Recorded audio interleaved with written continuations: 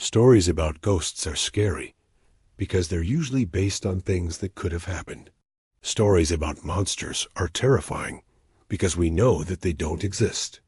And then there's the stories about creepy things that actually happened, which are even worse than both of those. Hi, I'm here to tell you all about them. Let me tell you a story about some women who literally glowed in the dark. In the early 1900s, people started getting really into this idea that science was great and modern conveniences were great and progress was great. They made everything out of science and progress. Instead of a regular old fireplace, they'd put a glowing radium fireplace in their house. Instead of normal old-fashioned light bulbs, they put in these radium light bulbs that would glow a beautiful green. And instead of having boring old hands on their clocks, they wanted hands that glowed in the dark. So they used radium paint to make them. And in order to paint those tiny little hands, they hired dozens of young women to do the work. These women worked for companies like the United States Radium Corporation.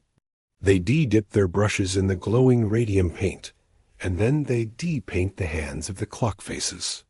But painting such small and intricate pieces was difficult and time-consuming.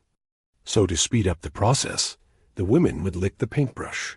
It's a technique known as lip pointing. Now, when you read a story like this, it might be tempting to think, yeah, they totally deserved this coming. Like, you don't lick radioactive paint off a brush. But at the time, the companies insisted that the paint was perfectly safe and healthy. In fact, the company president would brag that if you spent a whole day with our radium, it would do you more good than a whole week in the country. That might be why the women trusted the process. Or maybe it was because most of these women were poor immigrants or African American women, and they desperately needed money and didn't have many other job options. By 1922, however, the glowing clock hands became a fad, and the women were working around the clock to keep up with demand. They were still being told that radium was perfectly safe. In fact, they encouraged the women to consume it. According to one worker, Miss L. Henderson, who was the head chemist, would come around and inspect the girls' teeth and say, "Clean your teeth with radium. It'll make them pearly white." After she left, the workers would take turns licking her toothbrush, but soon after, their teeth started to fall out. All of them lost their teeth within 5 years of working there. Of course, the company doctor blamed syphilis, not realizing that radium could cause such damage. Most of the women believed him. After all, they were young, poor, black, or immigrant women. No one was going to listen to them if they said that they were getting sick from radium. And the company was obviously never going to admit that the product they were selling was dangerous.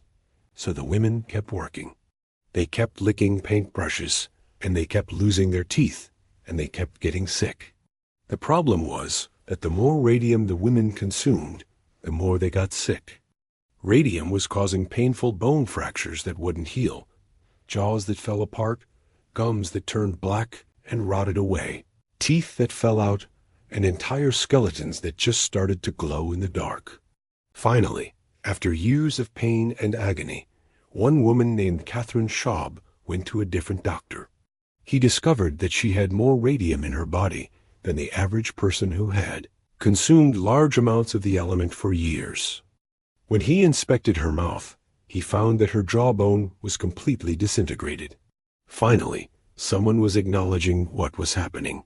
Soon after, another doctor, Dr. Stein, examined 2 other women and realized the same thing was happening to them. It wasn't syphilis. It was radium poisoning.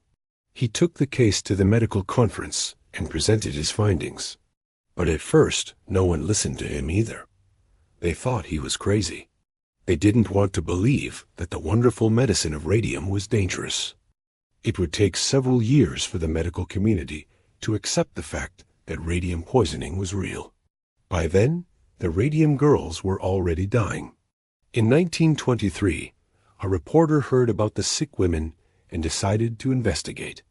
His name was John Ardosky, and he would end up playing an important role in the fight for justice for the Radium Girls.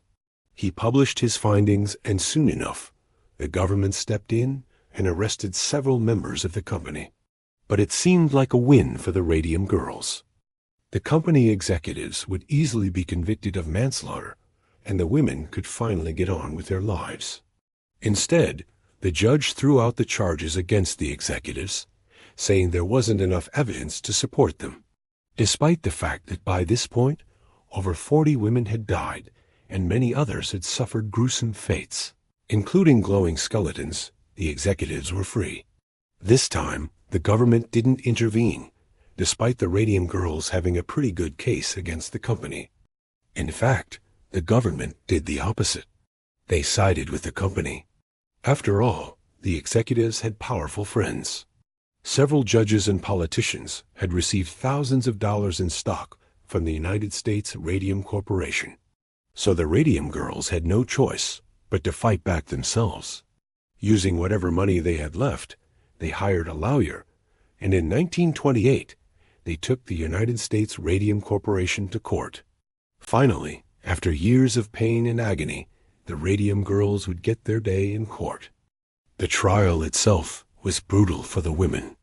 The company sent in their own experts to testify that radium was, in fact, a miracle substance and couldn't possibly hurt anyone. Even worse, those experts pointed fingers at the dead women, claiming that they must have been doing something wrong if they got sick. The company argued that the Radium Girls were trying to scam them out of money. And honestly, given how much the media loved radium at the time, it looked like they might win. But fortunately, the Radium Girls had a secret weapon. One of the women, a former co-worker of the Radium Girls, was able to prove that the company knew radium was dangerous all along. During the trial, she pulled out a stack of letters written by company executives warning each other about the dangers of radium. After hearing the evidence, the jury awarded the women $105,000. It was a lot less than what they asked for, but it was still something. Finally, the women would get the money they needed to pay for years of medical care. Unfortunately, the victory didn't last long. Soon enough, the company declared bankruptcy. And while the government had to step in and pay the women what they owed them, they still weren't admitting that radium was dangerous. By then, over 50 women had died. Dozens more were horribly disfigured, and many others were close to death. But the company refused to admit fault. In fact, one executive claimed the Radium Girls were trying to blackmail the company. Eventually, the government acknowledged that the company had committed fraud. But even then, they only paid out around $7,000 to each woman, far less than what they needed. Many of the women spent their final years in poverty. In 1932, the New York Times reported that many of the women who survived had become skeletons that glowed in the dark. You can stop pretending now. You never believed that story, did you? Of course not. Radium Girls is a historical account of the United States Radium Corporation and the women who painted the dials on their clocks. It's a horrifying story of corporate greed and scientific irresponsibility. But the story doesn't end with the Radium Girls. To learn more about how radium affected the world, check out the series Radium Girls.